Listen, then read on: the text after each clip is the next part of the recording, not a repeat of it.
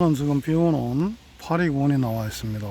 이제 7월 21일 일요일 아침인데 새벽에 이렇게 나오는데 이 비 오는 와중에도 산책하시는 분들이 많네요.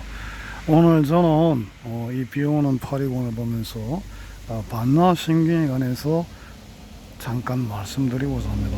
반나심경은 우리가 아시다시피 불교의 굉장히 중요한 경전이고 또 많은 분들이 이미 그 설명을 많이 해 놓으셨죠.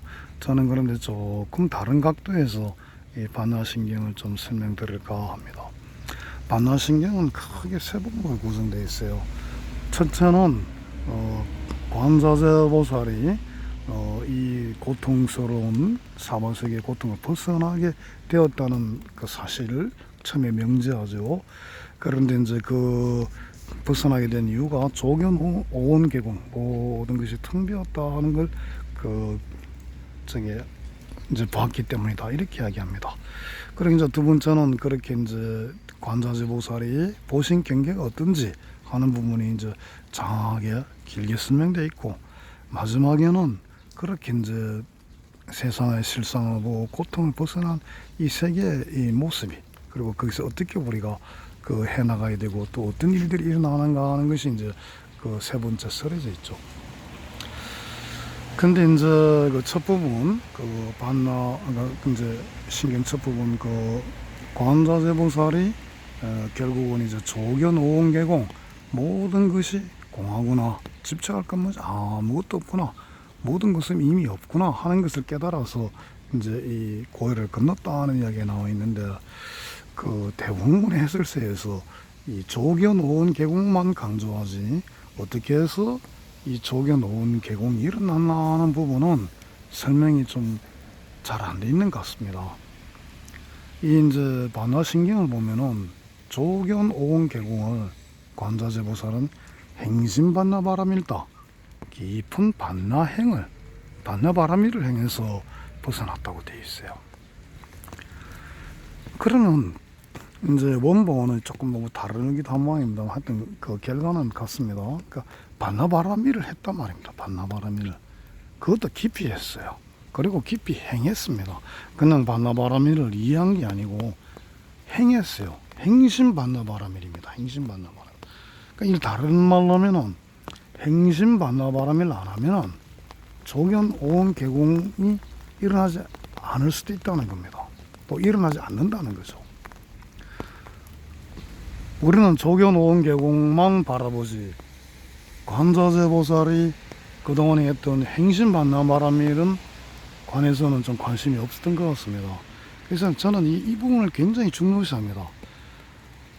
그러면 반나바라밀이 무엇인가? 행심반나바라밀, 관자재 보살이 했다는 반나바라밀 행위 도대체 무엇인가 하는 이 부분에 대해서 우리는 좀 강한 의문을 제기해야 될 것입니다. 이 부분은 이제 좀 이따 이야기 드리기로 하고, 그리고 이제 그렇게 행심반나바라밀을 한 결과 조견 오온계공을 했는데, 그 오온계공 모든 것이 공한 그 세계의 실상은 어떤가 하는 것이 쭉 나와 있죠. 거기는 보면은 색도 없고 공도 없고 색이 공이고 공이 색이고, 그동안에 이제 그 초기 불교에서 굉장히 중요하게 여겼던 모든 일들이 부정됩니다. 색수상 행식 다 없다는 겁니다.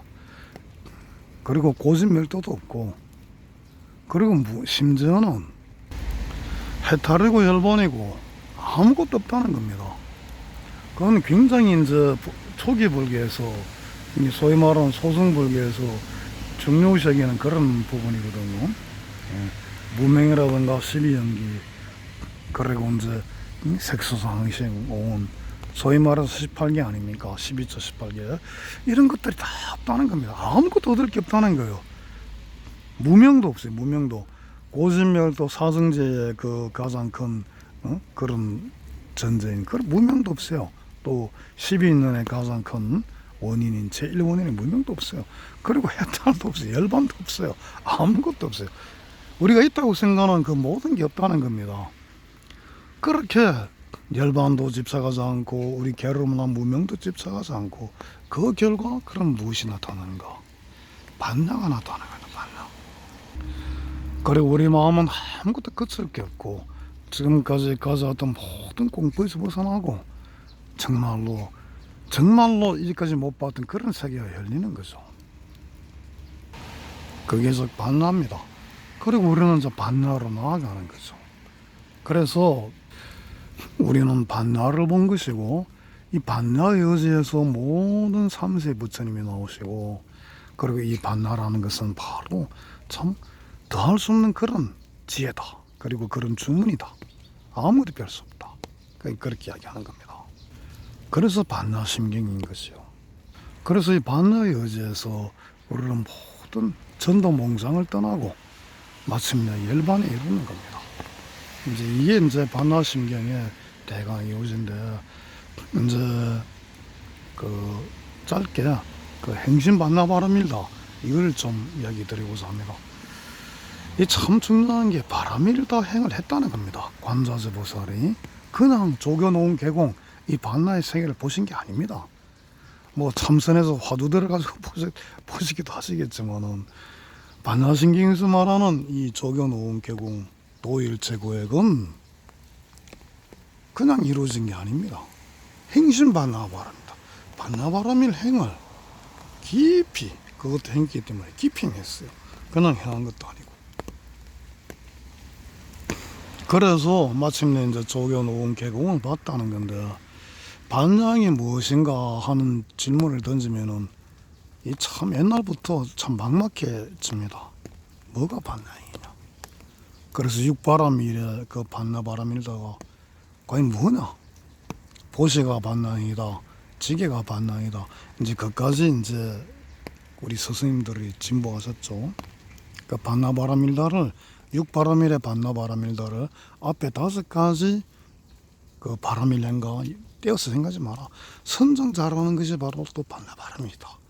이제 이렇게까지 진보를 하셨는데 저는 여기서 이제 우리 현대의 큰 스님이셨던 불광의 광덕 스님의 그 반나관을 조금 설명드리고자 합니다. 우리 광덕 스님께서는 아다시피 보이는 많이 강조하셨죠. 근데 이제 큰 스님 법문에 이런 게 나옵니다. 반야행은 바로 보행원이다. 이렇게 그 말씀하신 부분이 나와요. 또 반야행은 자비행이다. 이런 말씀도 나오시고 제가 좀 기억이 이제 많이 희미해져가지고 다시 한번 그 확인해 봐야 되겠습니다. 하여튼 보현행운이 바로 반야행이다 하신 그런 그 말씀은 분명 아마 할 겁니다. 이 사실 조겨놓은 계공한 게 제가 볼 때는 보현행입니다. 많은 우리 불자님들이 보현행을 알고 계시는데 보현행은 그냥 깨달은 뒤에 하는 행으로 알고 있어요. 과의 행, 과행으로 인행, 깨달음 오는 행으로는 그렇게 잘 생각을 못 하십니다. 그래서 깨닫고 나서 보현행은 참선 많이 하고 보현행은 연불 많이 하고 보현행은 기도 많이 하고 나 보현행을 하겠다. 그래서 보현행은 저 먼 일로 알아요. 반나를 아는 보현행입니다. 반나가 바로 보현행인 줄 깨달음이 이루어지는 게 바로 보현행, 그걸 잘 모르고 계세요. 근데 이제 광덕스님께서는 바로 반야행이 보현행이다. 보현행이 바로 반야행. 그렇게 우리에게 일러주셨던 것이죠. 저는 이 부분이 굉장히 그 핵심을 찔렀고 정확한 말씀이라고 생각합니다. 우리가 보현행을 하면은 반야가 밝아와요. 보현행이 반야와 결코 떨어진 게 아닙니다. 보현행이 결코 참선과 연물과 기도와 이렇게 다른 행이 아닙니다. 그런데 참 많은 분들이 보현행을 따로 생각하고 있어요. 다른 거 다 많이 하고 수행 많이 하고 나중에 보현행을 하겠다. 이런 쪽으로 생각하시는 거죠. 그리고 보현행은 반야와 무관한 걸로 생각합니다. 반야가 이미 이루어진 다음에야 보현행으로 나가는 걸로 생각하고 또 보현행은 그렇게 해야 되는 걸로 생각하고 있어요. 우리가 공경, 찬탄, 섬김, 참회, 수의 그리고 수순 중생 이런 걸 많이 하다 보면은 반야가 나타납니다. 반야의 세계가 나와요. 굉장히 중요한 그 부분인데 우리 불자님들은 이 부분을 꼭 좀 명심했으면 좋겠습니다. 우리가 큰 그림을 그릴 때 작은 그림만 그리다 보면 큰 그림 그리기가 좀 어려워요. 그런데 큰 그림을 많이 그리다 보면 작은 그림도 쉽게 그렸습니다.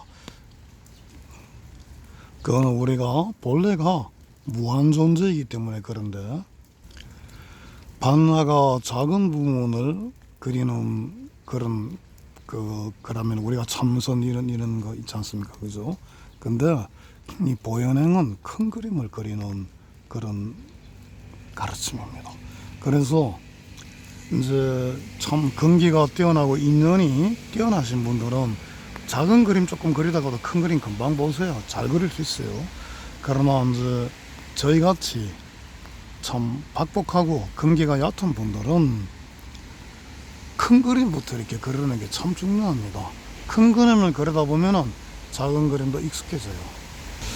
너무 말씀이 길어졌는데 하여튼 오늘 말씀은 바로 반야행은 보현행을 이릅니다. 또 보현행이 바로 반야행이다.